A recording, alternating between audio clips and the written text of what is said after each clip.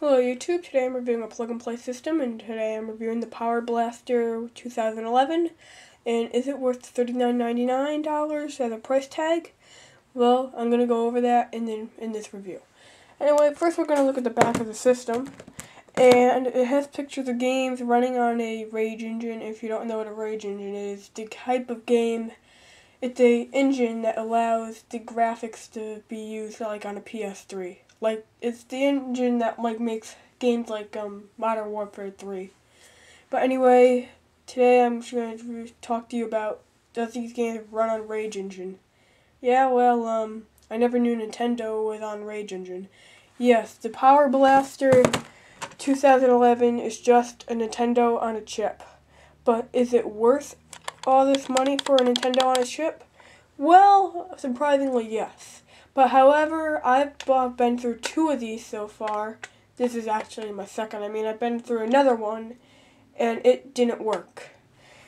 What happened when I turned it on was it just be a fuzzy screen, or just be all snow, or just wouldn't turn on at all.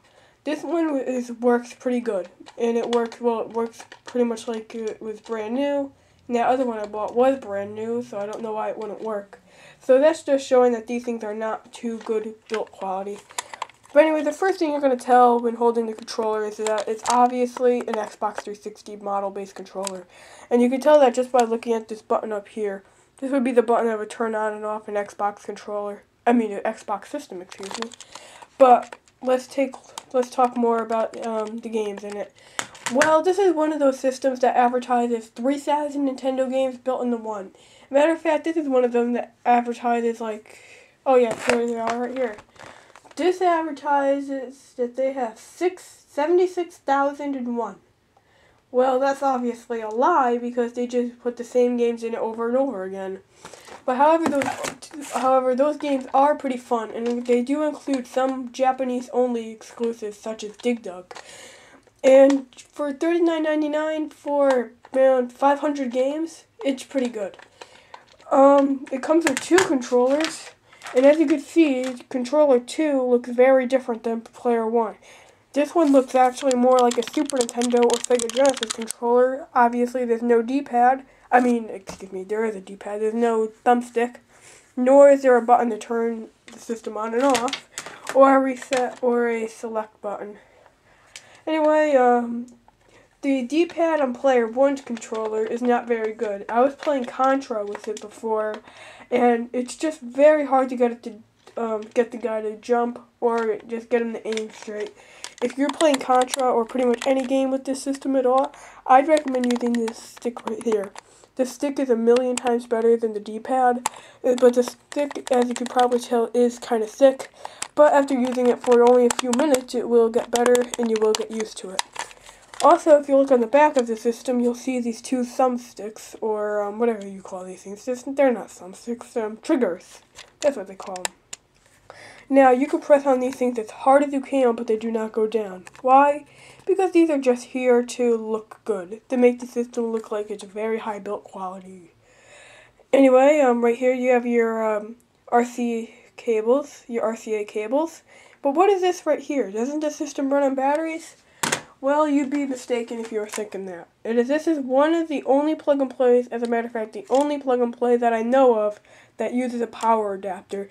Now, I don't know if they're thinking that you're supposed to be that people are going to be playing this for like 5 hours a day, because I can't think if even 500 people own the system. But anyway, the power adapter has a light on it. That's pretty much what I have to say about it. But anyway, yeah, why would they make a plug-and-play that has a power adapter with it?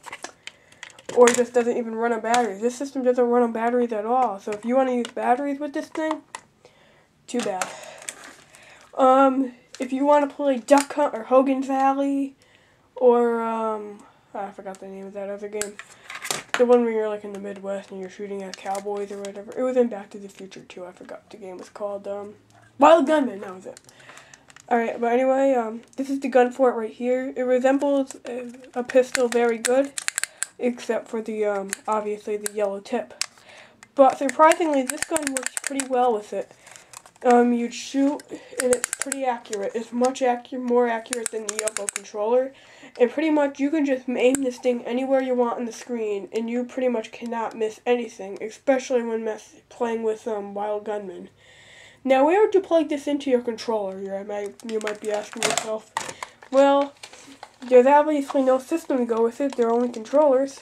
So you'd plug your controller to or your gun right into here.